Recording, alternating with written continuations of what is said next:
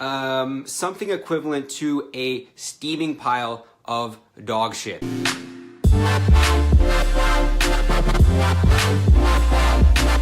What the hell should my macro ratio be?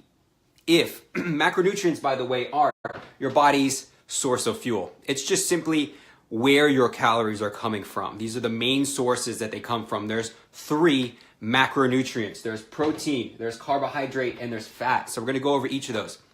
If you've used MyFitnessPal before, you know that it gives you this little pie chart, this graph, right? I usually like to break it down, give people numbers, but it doesn't quite compute for everybody, right? Everybody likes to see the pie chart. So we're going to go over each of those, what you should be looking for in a good diet, and maybe how to make some adjustments.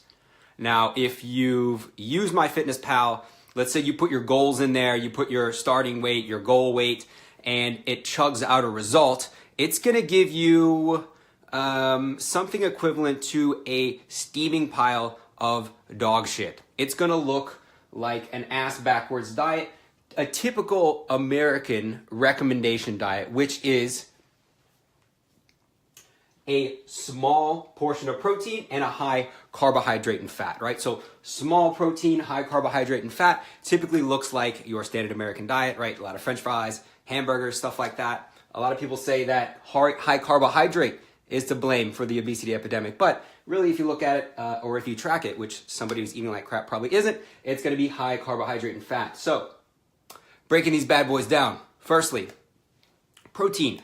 What is protein? Protein is the building blocks for the things that our body is made up of. Hair, skin, muscle, right? Muscle, everybody knows that.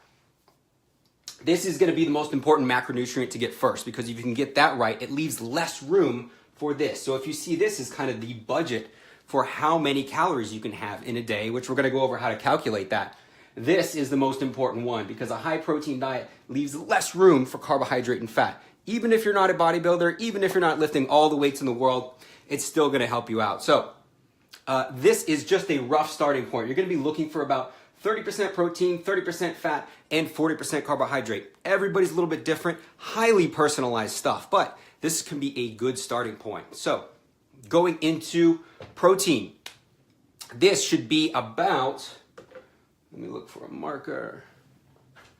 So with protein, you should be looking for about, let's say 0.8 to 1 gram per pound of body weight.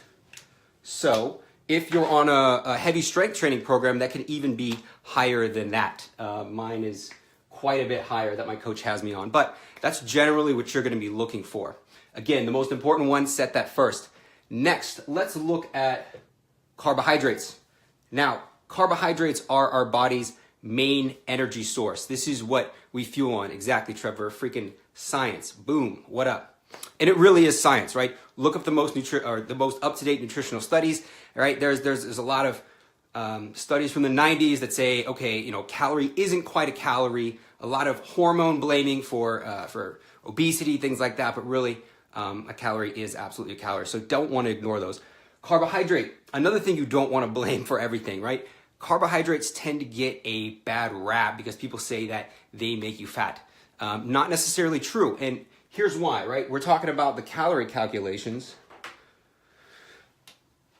Carbohydrate is going to be 4 calories per gram. Protein, also 4 calories per gram. Fat, 9 calories. 9 calories per gram. That is much more dense. So, if you also cut these, right? Some people will say, well, I tried a lower carbohydrate diet and I got some good results off of that. Carbohydrate has very much an osmotic effect, right? You store glycogen in your tissues, or glucose in the more readily available form in the bloodstream. That has an osmotic effect. It tends to hold on to water. So if you cut carbs, you're probably going to see a little bit of what's up, Galen? You're probably going to see a little bit of a drop in weight just from water, right? So keep that in mind. I do not demonize carbs. This should make up a majority of your diet. This is your body's main energy source. It needs carbohydrates. You can cut carbohydrates. You're probably going to see some pretty temporary results. You'll see a drop in weight. A lot of that's going to be water. You might notice some energy crashes, some headaches as well. Somebody emailed me today, said their hair started to fall out on a ketogenic diet. Crazy stuff. Lastly, moving on to fat. Fats are the things that keep your body healthy. It helps to boost your immunity. So all those fat-soluble vitamins and minerals that you're taking in, those need to be absorbed through fat. So very important for immunity. Fat, there is a minimum here. You want to look at a minimum of 20% of your diet. If you're on a really dialed in diet, this can be, a little bit lower than 30%. Definitely don't want to go any lower than 20. And again, this is 9 calories per gram, so you want to watch out for that. So somebody on a ketogenic diet, somebody on a paleo diet will eat tons of nuts, a lot of nut flours, things like that. And that can get people in trouble, right? I've seen people actually gain weight on a paleo diet because they didn't track and they didn't know that it was 9 calories per gram. So this whole thing is, like I said, a budget. This is, it's made up of calories, right? So if you do the math on either of these, it'll kick out a calorie number because it's 4, 4, and 9. So just a rule of thumb for a starting point, you need to have calories as a starting point. So for fat loss, can you read this? For fat loss, you want to take your body weight, whoops, hope you guys can read hieroglyphics, times 11. Right? Take your body weight times 11. That's going to give you a good starting point for the calories you need to be taking in, what's actually comprising this pie here. For maintenance, if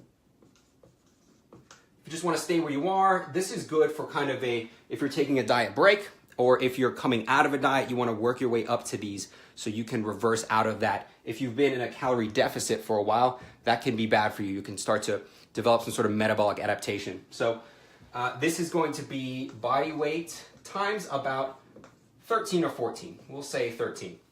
And if you're trying to gain muscle, you want to take your body weight and multiply it by, about at least, I would say 17. And again, it doesn't have to be as high as 17, but this could be a good ballpark starting number. If you start with this, you make sure your ratios are right, you track against those, you track your body weight especially, see where it goes over the course of a couple weeks, you will be on the right track. If you want any help calculating your macros or getting a good starting point, just DM me and I'll help you out. All right, hope that helps you. I'll talk to you again soon.